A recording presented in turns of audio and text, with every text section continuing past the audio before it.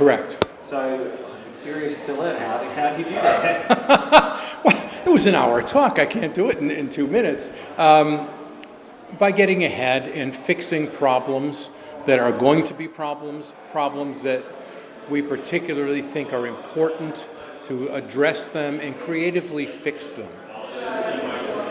And this is very much connected to the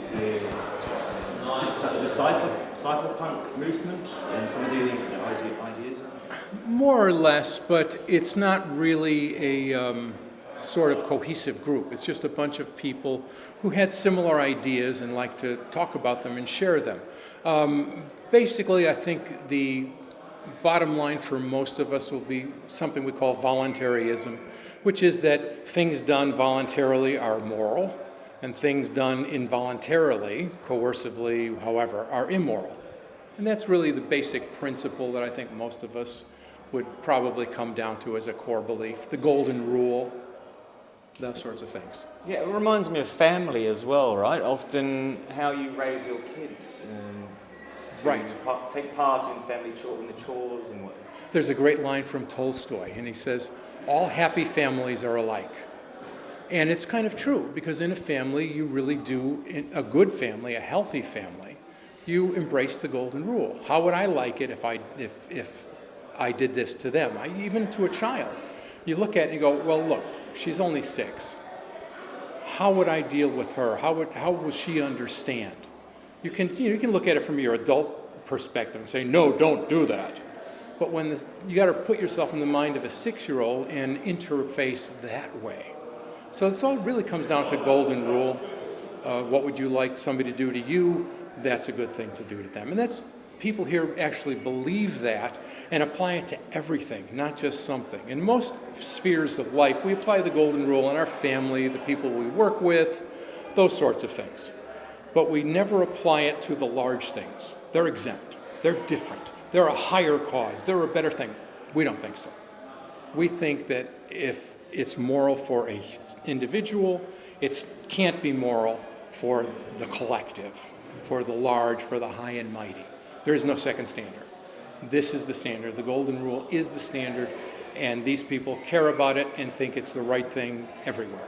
I'm trying to sort of understand how the tools on either side complement one another to achieve some of these goals by these communities.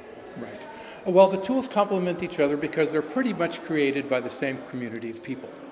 So some of us look at privacy, let's say, as the more essential for the moment, and those are the people who work on the privacy things. And the people who think that, we've got to get Bitcoin or Monero or something else and make sure that's strong and it goes, they think that's the most important thing. And so they'll work on that, but really it's all from people with the same basic idea of golden rule, decentralization, voluntarism. So they tend to complement each other very well. But that's really the reason. Yeah, and decentralization is something that frequently comes up in my my own productions and investigations into these spaces and these communities, most importantly. Can you touch more on the why certain types of people are attracted to these communities through these key influential words such as decentralization or decentralized finance, etc. Right. Well, that's a very good question. Why do particular people come to this?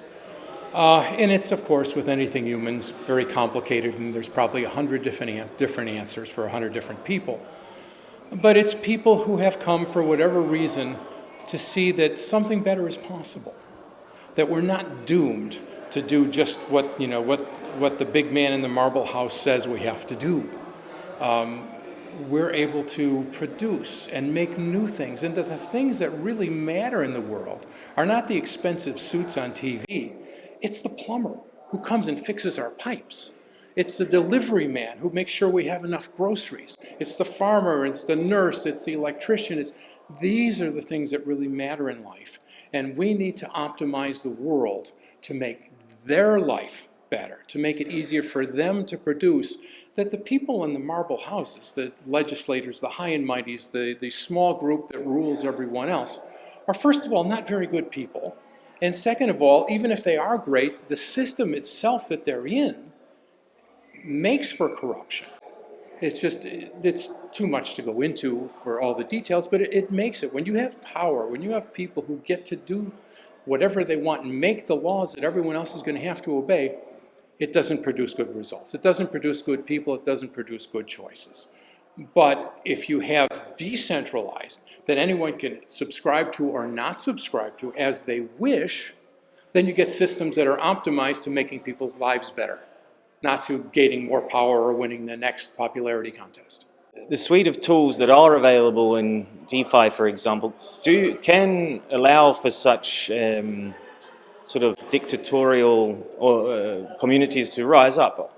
I've sort of seen that, just because of smart contracts, the protocol design is doing it. It's still enriching the founders first, right? And the community second, regardless if it's opt-in or not. So what are sort of like for these people that are attracted to these ideas and looking for alternative ways forward to sort of navigate that landscape? Because unless you can code yourself, proving something's decentralized or not is quite difficult for the regular folk. Right. What they really need to do is ask the questions that you're just asking. Is there a group of people that are going to be rewarded first? Are we sure that this is on the up and up? Because look, after 2014, when all of a sudden, hey, people got rich on Bitcoin, everybody in the world has come in to try to get in on the gig. And not all of them have been really philosophically compatible with it. And there's a lot of that going on. And so people need to be careful for this and pay attention to this. The great way of doing it right was Bitcoin, because it was created, it was dropped into the world, it's a protocol, there's no bottleneck, there's no boss, and it just goes. But Satoshi may have gotten rich on collecting Bitcoins, but he did nothing different than anybody else could have done. There was no special privileged position. If there's a privileged position somewhere, you have to begin wondering. Now, that doesn't condemn all privileged positions, because any sort of company, you have to have certain things. But it's a thing to start looking at and to pay attention to. But there are ones that have behaved not the way I would recommend. It's part of life. In proof of stake, you dump the whole supply onto the market from day one. There's no pre-mine, etc. This is still very difficult to understand if it was a fair launch, given that there are always going to be the devs, the founder of whatever the product is going to. So it's kind of not bulletproof alternative solution. Correct. Now there's ways to do that. There's none of these things that's inherently bad. The question is, how do you do it? Do you have that launch, and then do you release control and let it? We really want our protocols, not businesses. Okay. It's better that way. So we want to release protocols into the world and let them be used. That's a cleaner model. But people have to eat too, and not everyone has the resources to be able to code for 2 years and put something into the world. They've got to pay their bills and feed their kids. So it's a difficult thing, but it's just one of those human complications. Life is sloppy, and you just have to make your guesses on what you think is probably mostly good, holding open the option that it can go bad, or things that you think, no, that's probably not good, and I'm not going to do that for now. And it's one of those just difficult choices that we all face every day. Right on. Okay. Thank you so much. Oh, my pleasure. Anytime.